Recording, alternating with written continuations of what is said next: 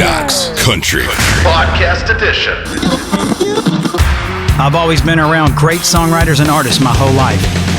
I'm Michael Knox. Welcome to my world. Hey, what's up, everybody? This is Jason Aldean, and you are listening to my boy Michael Knox on Knox Country Podcast. Welcome to the Knox Country Syndicated Radio Show podcast.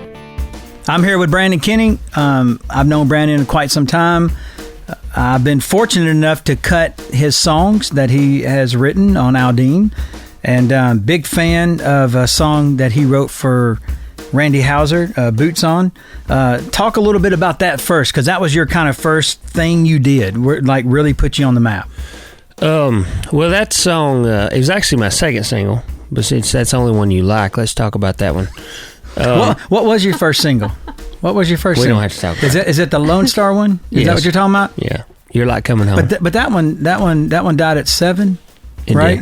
Yeah, only at 7, huh? Where did Boots On get? Well, you know what? It got to number 2. Yeah. It would have got to number 1 if you hadn't plowed over my ass with a big green tractor, though. we literally almost got there, and then here comes you and Jason Aldean.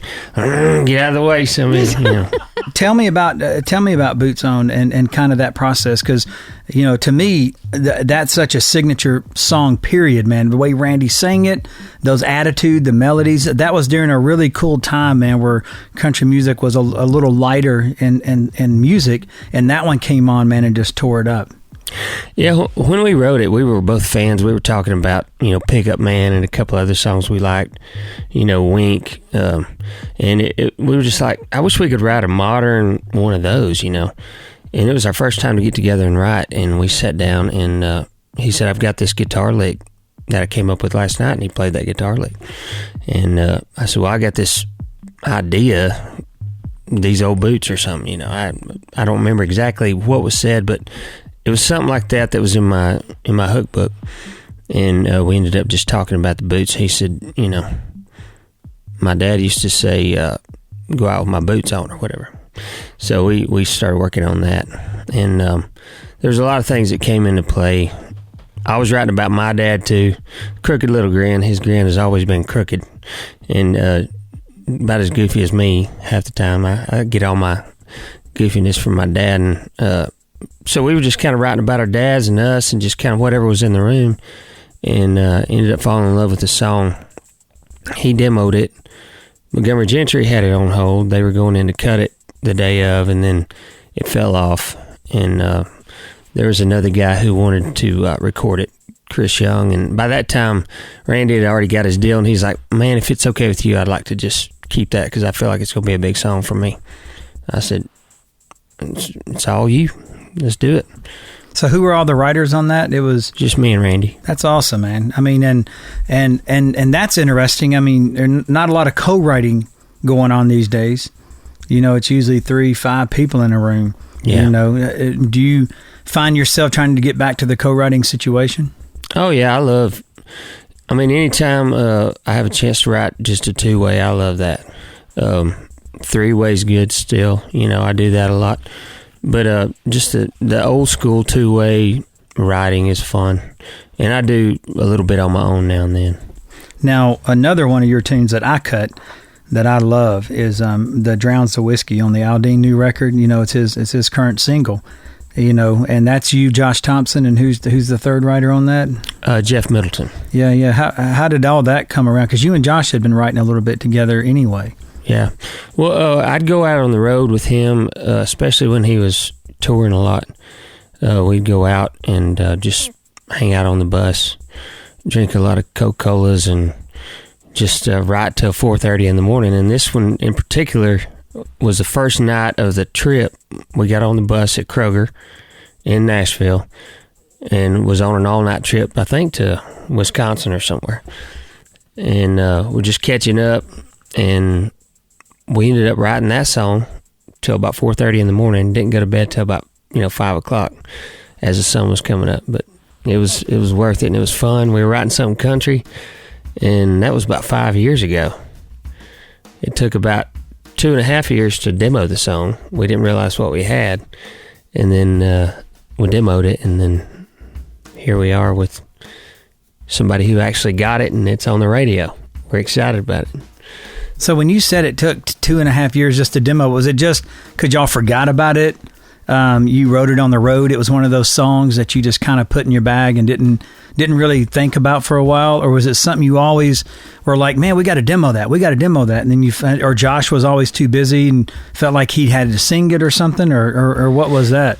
Well, I mean, part of the situation with that is you write 5 times, usually 5 days a week, or I do, and it's hard for me to keep up with what I need to demo. But that song always kept coming to the front of my mind because it was country, and it was I loved the hook and just everything, melody and everything about it. It just kept coming back to me, and before I knew it, time had passed. Nobody had said you got to go record this song. Well, what I didn't realize is that Jeff had already done like a little guitar vocal, and they were pitching that, and a lot of times they look at that as, okay, that's our demo. And for whatever reason, I never knew that he even done that, so I went ahead and demoed it. So which version was on hold? Didn't Tyler Farr and them have this on hold first? Yeah. Was that your demo? It was our first hold. It was my demo. Yeah. Because I'd never heard any other version but your demo before we cut it on Jason. You know? Jason played it to me, asking me if I thought it was cool to cut on Tyler Farr when he was cutting sides on Tyler, and then when none of that happened, we both brought it back up, saying, "Man, we got to cut this song. This was a hit song that they missed." Yeah. Well, it was the first. It was the demo that got the hold on Tyler. But in all honesty, I was leaving Sony at the time, and I said, I've got to demo this song. I went ahead and demoed it, and just because I wanted it for myself. I said, if I never get to hear this for anything else, I want to hear this full production, just for me. Well, that's funny that this is the one that is going to be a big single, him and Miranda on this thing. And I'm proud to have cut it, man, because I'm a huge fan of yours. You had a couple of cuts on Jason's new record and the Review Town album, and set it off as the other one, and they're both badass songs. But I love Drown So Whiskey. Wow. Well, thank you. You did a great job on it, and I'm hoping we're your 16th number one. 16? About that, yeah. You mean 21? Oh, yeah. Okay. You already have 21. I know this will be my 22, hopefully. Well, congratulations to you. Yo, it's Brandon Kinney, and you're listening to Knox Country Podcast. I see Outta My Head, your Craig Campbell song.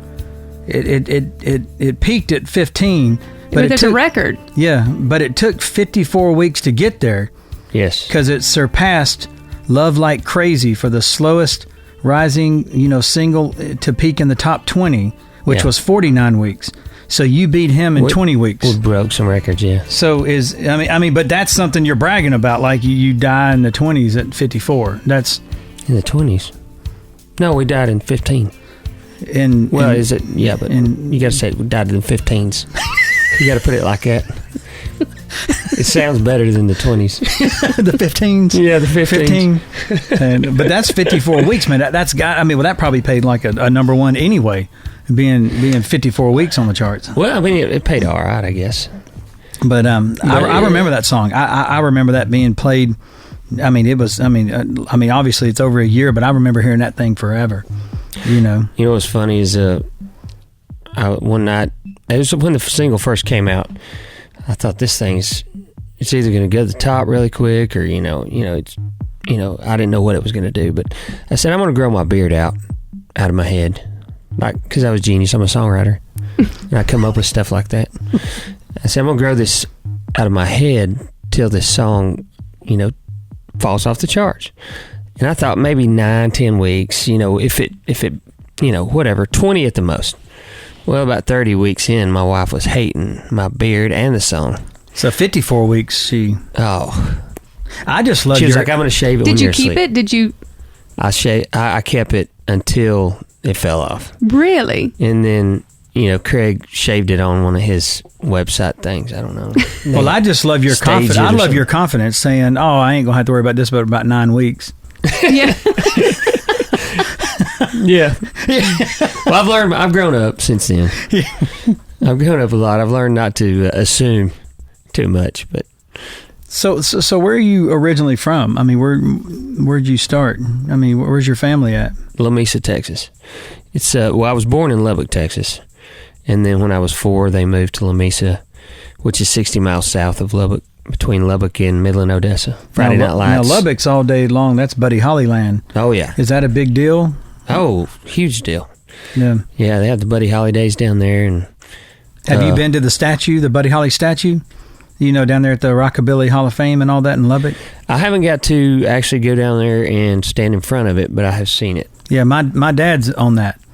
Really? He's one of the plaques on there. That is awesome. Yeah, we did that like in the late 90s. They inducted him down there. Man. But Lubbock, man, that's well, who's all from that area? Waylon, Roy Orbison, isn't that right? Mac Davis, which is awesome. Yeah, I mean, I got to write with him one time. Actually, we didn't write because I was asking him questions the whole time. I wasted my whole day as a germ. And, you know. And did he ever look at you and go, "Hey, man, Brandon, don't get hooked on me"? Yeah, he said, "Go back to the ghetto." Go back to the Texas ghetto. Texas ghetto. But now, how long have you been here in town then? When did you move here? Well, I started Belmont in 94. Yeah, because you're a Belmont graduate. A lot of people don't know that you actually are a local graduate here in Nashville. Are you saying a lot of people that meet me don't realize I have an education? A lot of people that meet you. I think they're surprised. Yeah. Did I say that out loud? Yeah. Sorry. A lot of people that meet you go, he went to school? You know, it's an interesting thing. I mean, I'm looking at you now thinking it's fiction. Right. Well, yeah, I fact checked. I called Belmont. I mean, not had to make sure. No. But what'd you graduate with? Their music program? What was it? It was a music business degree. Actually, it was a business degree, a BBA. Okay. But it was a minor in music business. Now, what'd you graduate with? What was your GPA?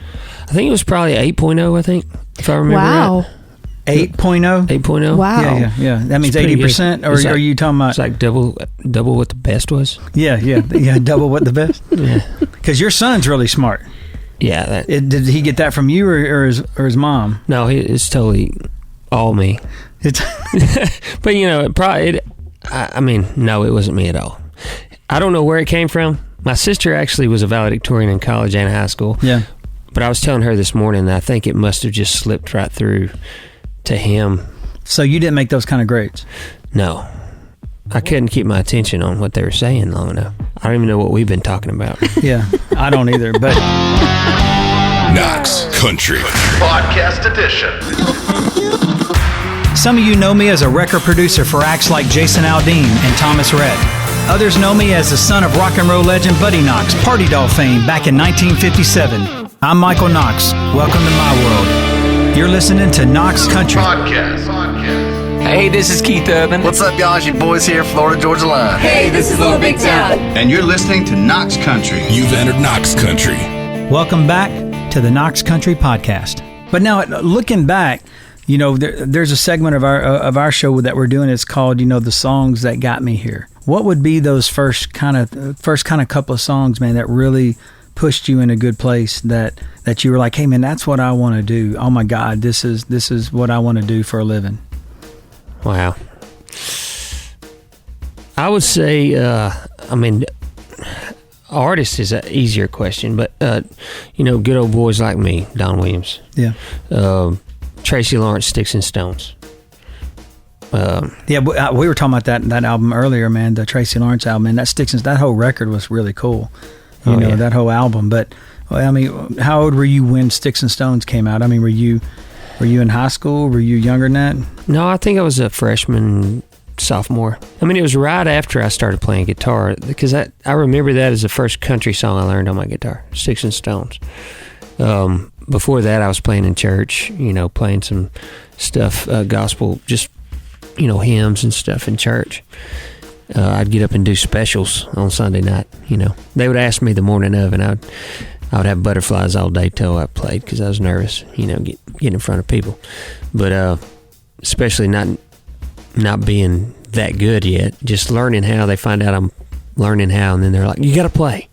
I was like, "Wait," but anyway. But that's good. I mean, Sticks and Stones is we were all talking that was the same time as Clint Black's was coming out. Tracy Lawrence was coming. I mean, there was a whole. Better Man was one of my favorite too. Yeah, loved that song. That's his first single, right? Yeah, that was one of my favorites when he came out.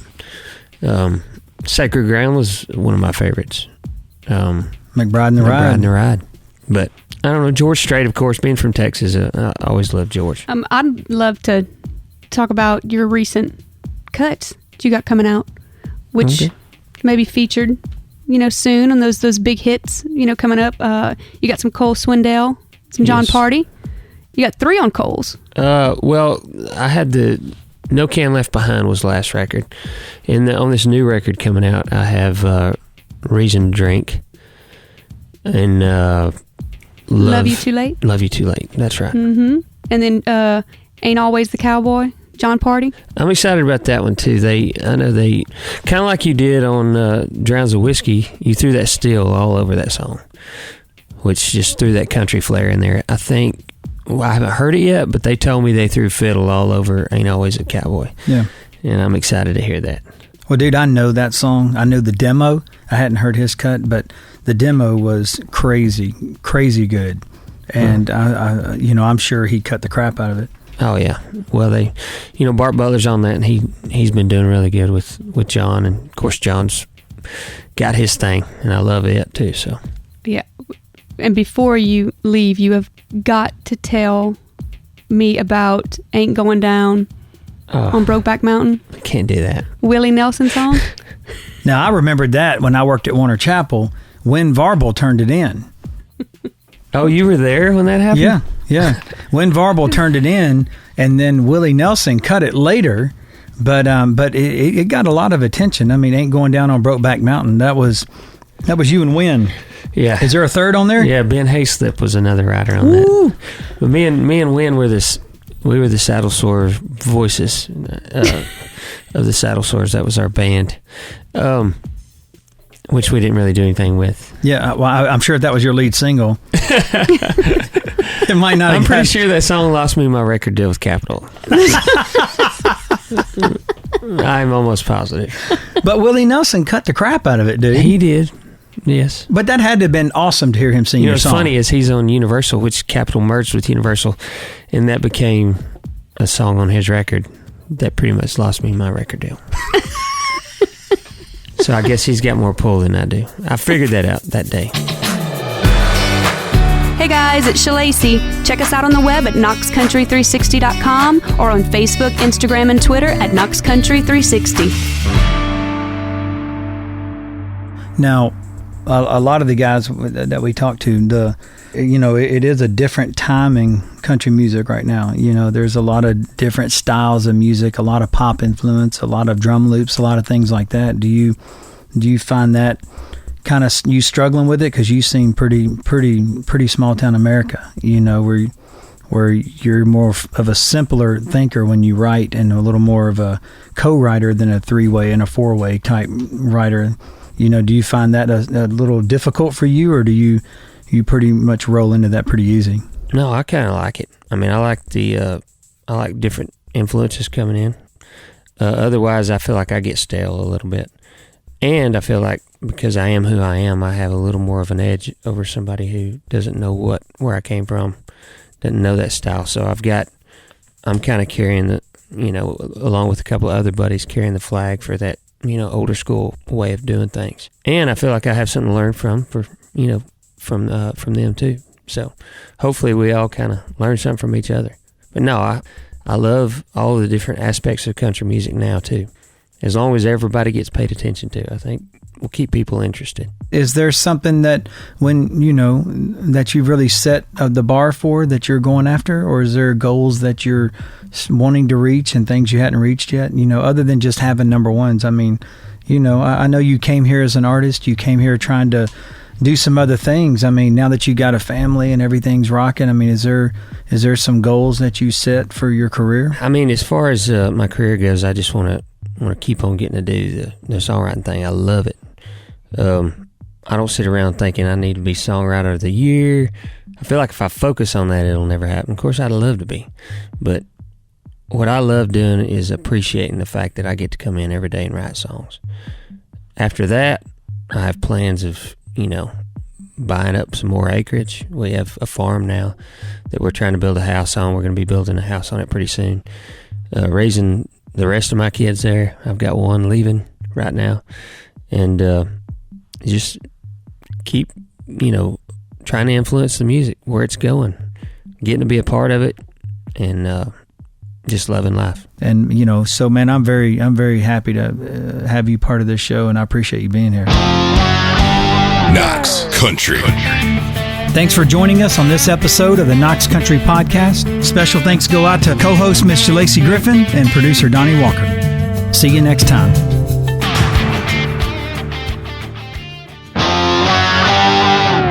You've entered Knox Country Outtakes. To do this very like me and you talking in my office without cuss words. Oh, it's mainly you just degrade me. Yeah. Cool. Okay.